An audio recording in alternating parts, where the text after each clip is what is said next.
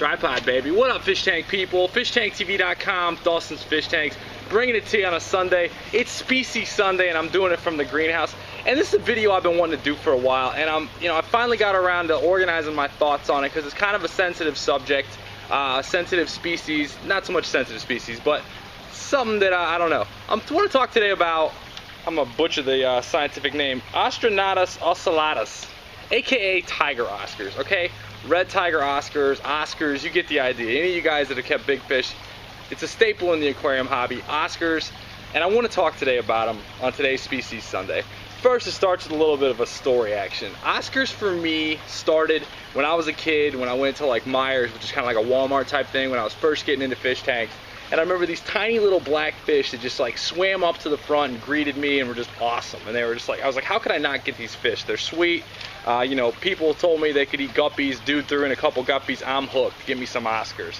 So like most people, I thought, oh, these Oscars are great. And I was warned they'd get bigger. Long story short, they had like so much personality, I was all over them. I owned some for a while. I think I kept them with piranhas and they actually got eaten by piranhas, even though they're from the same area. But anyway, that was my first run-in with Oscars. My boy Jolly, who is getting rid of the 220, which we'll be talking about later in this video, he had Oscars. He had two Oscars that were given to him, like most Oscars are, in a 29-gallon. And you know, they were tight. They had to like keep a rock on top of them, and they had zero decorations in the tanks. But you know, they fed them. One day they found the one on the floor. He threw it back in, and it lived. It was fine. I mean, they're like a super hardy species. And that's my boy. I don't like to talk about species that I don't keep because I can't like tell you firsthand. But I've kept them so long ago, I figure it's worth talking about. The third story about Oscars is kind of cool. My boy Spencer and Tucker up in college, they had a 55, and like most rookies, they got enticed by Oscars too. They had two albino Oscars. One had really long fins. I forget what its name was, but there was another one called the Great White Hype because it was an albino Oscar. It's a pretty dope name. Oscar the Grouch, the black one, died. I don't know what happened to him. They weren't my fish. But it was funny because the Hype lived in a 55-gallon tank that actually had plants in it, or tried to have plants in it, and stuck.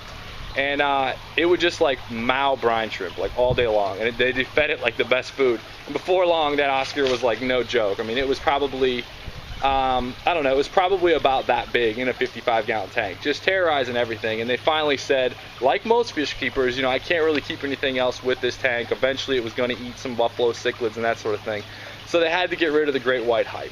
But I want to tell those stories just because I think it happens a lot with people, is they like want Oscars, they see that they're great. So just, you know, to have that as a backdrop, I want to talk about some of the pros, some of the cons, and then an idea for Oscars. So some of the pros about Oscars we got here.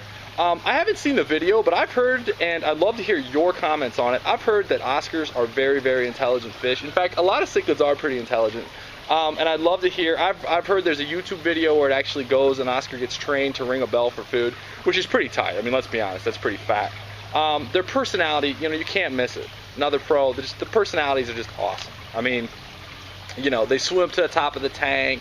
They're like dogs. I mean, they're just like, hey, you know, feed us, whatever. So, I mean, you gotta love that with fish. You gotta have that. You know, they got good varieties too. They have like, you know, the real long finned albino ones like the Great White Hype. I've seen some that are like this really beautiful orange, just a really like gorgeous orange color. I've seen orange colors with long fins. I've seen sweet looking black ones. And you know, they're like obviously readily bred in captivity because you've got so many varieties. And so they do come in a lot of cool varieties. They also eat fish, which to me it was cool when you're a beginner because you're like, all right, cool. But then when you get older in the hobby, you realize that the more junk and bad stuff your fish eat, the ultimately less healthy they are. And I have an entire other video I could do about like feeder fish and feeder stuff and feeder guppies and that sort of thing.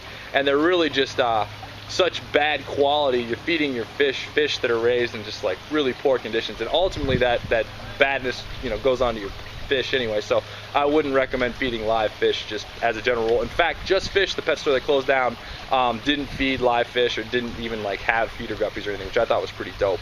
So that leading us into the cons of Oscars. The biggest con for me, they get like 18 inches long, all right? So you got a fish that's this big, you got a 55-gallon tank. I mean, that sucker's just barely gonna be able to turn around. I know people do keep Oscars in 55s, but I mean, they just get so big. I was reading that they grow about 1 inch a month. I can validate that. I would believe, I would be comfortable saying an Oscar well-fed would grow about 1 inch a month.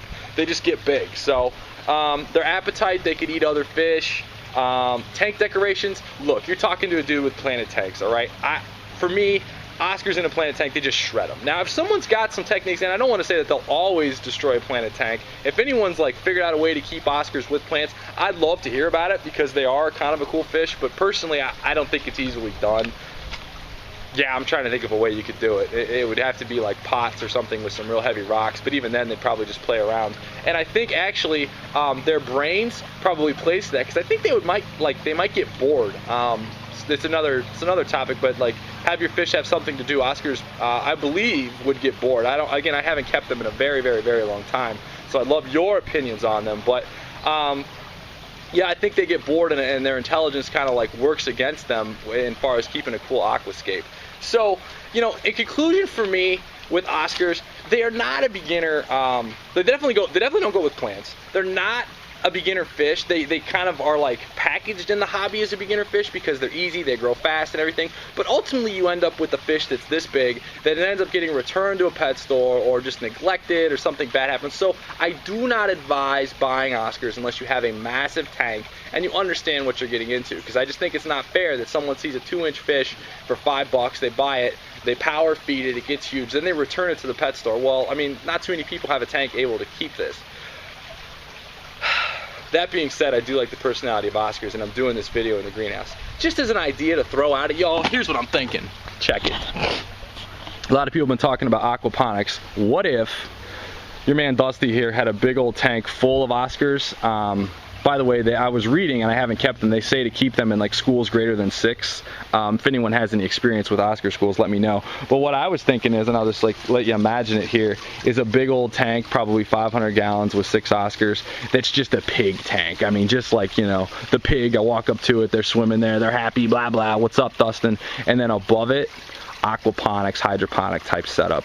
So I could like pump the dirty poop water into a tank that would ultimately feed those fish. A lot of people have been talking to me about aquaponics, and it's been blowing my mind. Like, I totally want to mess with it, but it's just one of the 58 projects that I've got brewing in my head for this little greenhouse here. But that'd be tight though, having some Oscars. I don't know how to keep the water temperature warm.